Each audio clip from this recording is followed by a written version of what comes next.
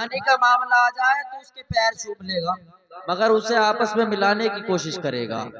मगर जब बात आ जाए ना महफिल मिलाद की, तो फिर वहां को क्यों झांकने लगा है, वो किसी के आगे क्यों आने लगा है। मगर इंसान क्या सोच रहे हैं कि हम अपने अपने घरों में पढ़े। अरे बदकिस्मतों, तुम्हें बुलाया ही नहीं है महबूब मुस्तफा ने जो तुम यहाँ को आते।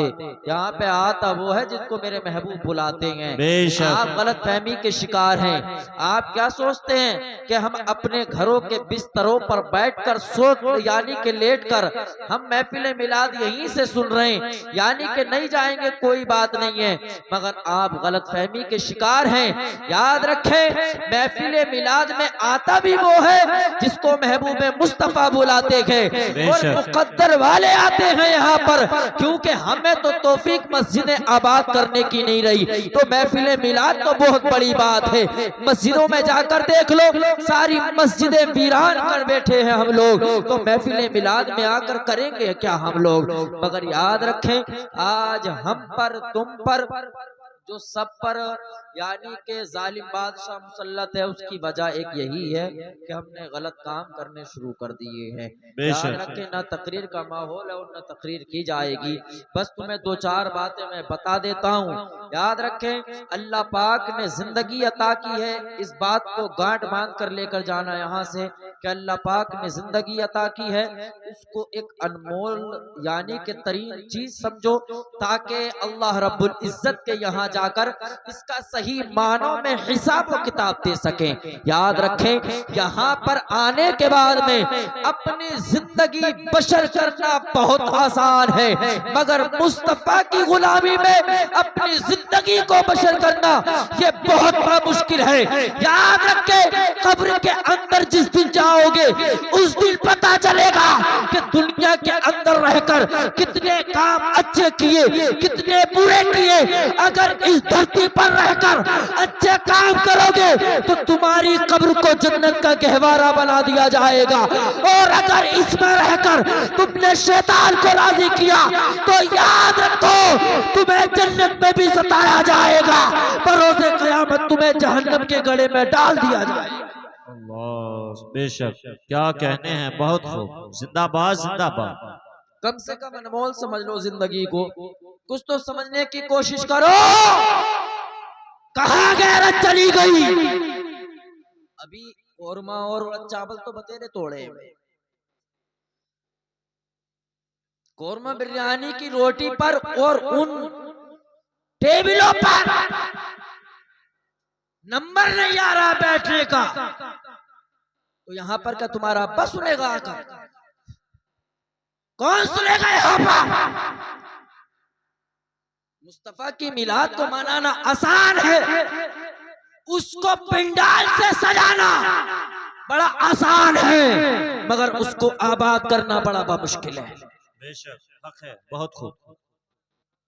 तुमने तो बेवकूफ समझ लिया सबको कि वहां से मौलवी आएगा, आके चिल्लाएगा, बताएगा, मगर आप, मैं बता रहा हूं, फिर भी बारहा कह रहा हूं, ये मौलवियों का तुम पर एहसान है कि तुमको फिर भी बता रहे, जिस दिन इनके साए तुम्हारे सरों से उठ गए तुम्हें जहन्नम से बचाने वाला कोई नजर नहीं आएगा।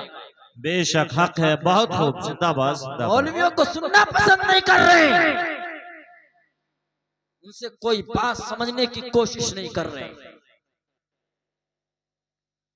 सबको बेवकूफ समझ रखा है इंसान ने कि हाँ ये तो आप लोगों की मेहरबानी, आप बैठे, अल्लाह पाक आप तमाम को सलामत रखे, आमीन। मौला आपको तवील उम्र अता फरमाए, आमीन। अल्लाह। मगर कहना उनसे है जो कि कल बारात में जाने वाले अपने नए नए लिबासों को बाहर निकालेंगे। कहना उन औरतों से है जो बेपर्दगी के सारे आलम तोड़ देगी। बताए तुम्हें मुस्तफा के जिक्र सुनने में कौन सी परेशानी है? मुस्तफा की मिलाद में आने में कौन सी ऐसी रुकावट है जो तुम्हें आने नहीं देती? याद रखें, पता नहीं सुबह निकली कि नहीं निकली, और मौत की आगोश में तुम सो गए तो कब्र में जाकर मुनकर नकीर ने पूछ लिया तो सवालों के जवाब भी नहीं दे पाएंगे, सवालों के जवाब भी नहीं दे पाएंगे। और बने बैठे हैं सब मुल्ला जी और मुफ्ती, अगर वुजू के फराइज पूछ लिए जाए बताए नहीं जाएगा, वुजू के फराइज बताए नहीं जाएंगे और इन महफिलों में आएंगे नहीं। तो सीखोगे कहां जाके? मदरसे में तुम नहीं आते क्योंकि तुम्हारी उम्र निकल चुकी है। उलमाए आखिरीन ने एक मसला निकाला, मैं बस एक दो बात कहने बैठा हूं, मैं अपनी गुफ्तगू को एकदम खत्म करूंगा, ना कोई बात समझानी है। उलमाए आखिरीन ने एक मसला निकाला कि जो काम काज वाले लोग होते हैं वो मदरसे में जाकर तालीम हासिल नहीं कर सकते, तो क्या किया जाए? तो क्या हुआ कि उलमाए आखिरीन का एक मसला, इस पर इत्तिफाक किया सबने कि लोग एक जगह जगहों पर महफिल मिलाद का जिक्र कर लिया करें, वहां से कुछ दर्स ले लिया करें ताकि उनके जितने भी मसाइल हों उसमें से कुछ मसाइल हल हो सके। या तो तुम्हें जुमे के दिन इमाम साहब से तकरीर सुनना पड़ेगा, या तुम्हें महफिलों में बैठकर मुस्तफा के जिक्र को आम करना पड़ेगा, तभी तुम दुनिया के तमाम मसाइलों को हल कर सकते। उससे पहले क्योंकि मदरसे में नहीं झांक सकते हम लोग, हमें अपने बच्चों का पेट पालना है, उसके लिए भी कमाना है। तो जरूरी यह है कि महफिलों में बैठकर कुछ सुन लिया करें ताकि हमें शरीयत की कुछ यानी कि शरीयत के कुछ पाठ सबक हमारे जहनों तक पहुंच जाएं। ठीक है, तो अब ऐसा भी नहीं है कहे कितनी भी लोग आएगा कोई नहीं, आएगा कोई नहीं कहे कितनी भी लोग, सब अपनी अपनी मस्त में है। मगर याद रखें जब कब्र की मस्ती में जाएंगे तब पता चलेगा असल मरहला वहाँ होता है।